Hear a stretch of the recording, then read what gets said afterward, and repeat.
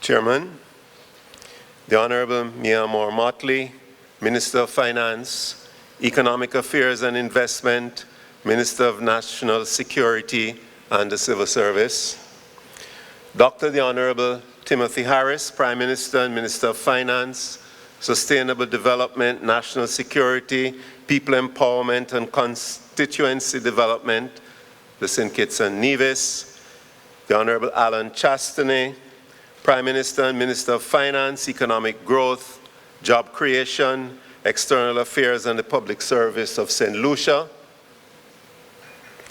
the Honorable Charlene Cartwright Robinson, Premier and Minister of Finance, Investment and Trade, Turks and Caicos Islands, the Honorable Peter Turnquist, Deputy Prime Minister and Minister of Finance for the Bahamas, Mr. Tao Zhang, Deputy Managing Director of the IMF, His Excellency Erwin Larocque, Secretary General of CARICOM, representatives of the donor community, ministers of government, members of the diplomatic corps, other invited guests, members of the media, ladies and gentlemen. That's a tall order. Good morning. I join my colleague from the International Monetary Fund in welcoming you to Barbados and to the 9th Annual Caribbean Forum. For us at the Caribbean Development Bank, it is an honor to be co-hosting this forum with the Government of Barbados and with the International Monetary Fund. If my memory serves me right, it is the first time this gathering is taking place here in Barbados.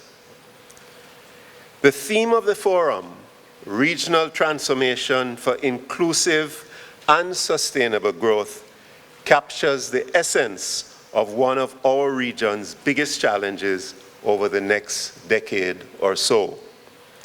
We are part of a global movement towards 2030 and the fulfillment of the Sustainable Development Agenda. We have made a commitment that not a single member of the Caribbean family will be left behind when we complete that journey. I am mindful that we should not underestimate the obstacle course that lies ahead of us. Indeed, unsustainable fiscal deficits, huge debt overhangs, high unemployment, rising poverty levels, and a predisposition to extreme vulnerabilities are hurdles that we must overcome. Time is of the essence. Almost 5 years have passed since we adopted the Sustainable Development Goals, but progress has been slow. In the next 2 months, we enter the final decade of the SDGs. It becomes even more of an imperative then that we accelerate the pace towards that 2030 goalpost.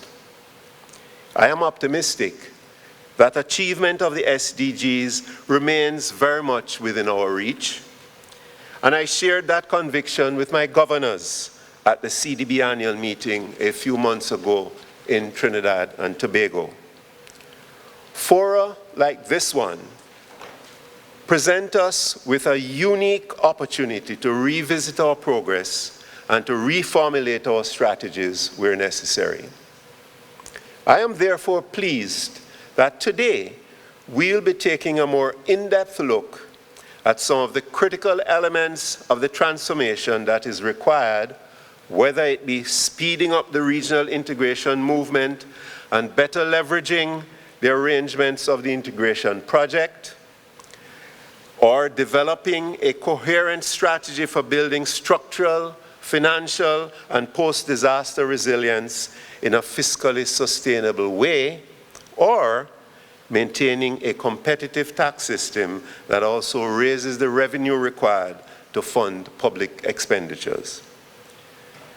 This morning, ladies and gentlemen, I wish to draw to your attention one issue in particular that is common to all of these critical elements of transformation.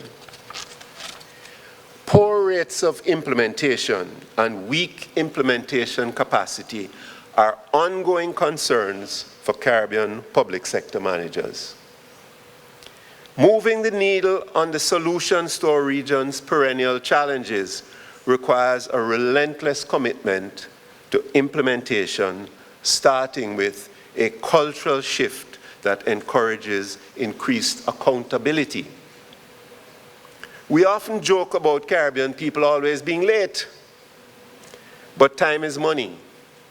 So that tardiness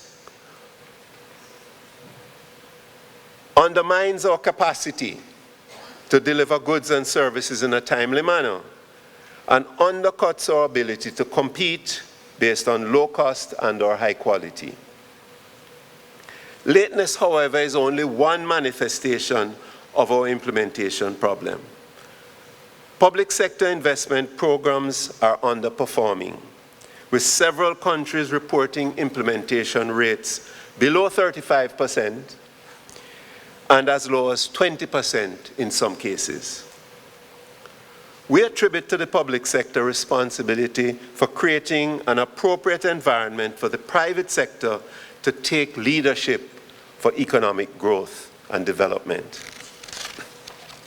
A PSIP that is performing effectively will stimulate private investment. The reverse is also true.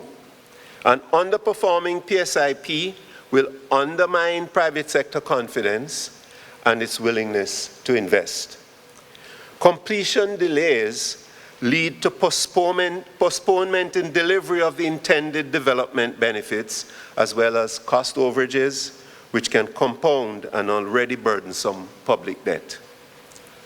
The World Bank's doing business indicators, and we love to return to this theme, colleagues, give us an idea of some of the critical factors that impact business decisions, including starting a business, dealing with construction permits, getting electricity services, and trading across borders. The speed with which these can take place provides a gauge of our region's efficiency vis-à-vis the best in class. We should not regard the analyses of this data simply as criticisms of our shortcomings in these areas. More importantly, we should grasp the opportunity for targeted redress of these very things that hamper competitiveness. Let us pull out for priority action those low-hanging fruits that can bring significant benefit with relatively minimal effort. I must admit that implementation is a grave concern for CDB itself. The growing buckets of undisbursed balances on our books keep me awake at night. It is cold comfort that other development partners are facing a similar challenge. Bear in mind that none of us are delivering on our development mandate if the funds intended for these countries remain in our coffers.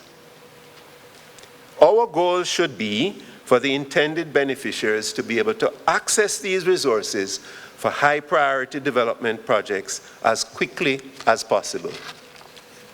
At the CDB, we're attacking the implementation challenge from several fronts. Internally, we are spearheading a major overhaul of our systems and our business processes.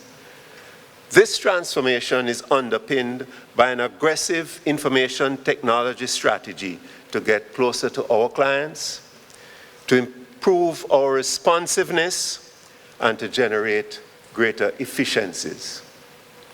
We have also adopted a new procurement framework which should increase operational flexibility and accelerate project implementation. At the country level, training is a major vehicle for addressing the implementation issue. We are now completing a region-wide program in public policy analysis and project cycle management training, which is targeted at enhancing skills in implementation and other areas of project management. Over 2,000 public officials have been trained over the past 3 years. We will launch e-modules to extend access to this training to an even larger number of our public servants. Training is also being provided through the CDB World Bank Financed Caribbean Procurement Training and Consultancy Center, the first permanent center for procurement excellence in the Caribbean. In addition to training, we're encouraging behavior change through, for example, institutionalized delivery mechanisms or through project-by-project capacity and institutional building support. We have also been working with other development partners to develop joint approaches to our common programs. On the margins of the recent World Bank IMF annual meetings, I signed a new procurement procedural framework with the European Investment Bank to harmonize our procedures for a range of climate-focused investments in the Caribbean. We are in discussion with other development partners to simply harmonize procurement and other procedures for enhanced implementation efficiency. In closing, ladies and gentlemen, I wish to reiterate my optimism for our region's future. Let us rally behind the clarion call of the sustainable agenda to leave no one behind, and use our collective power to push forward with determination so that all of the sustainable development goals can be achieved by 2030. Ladies and gentlemen, I thank you.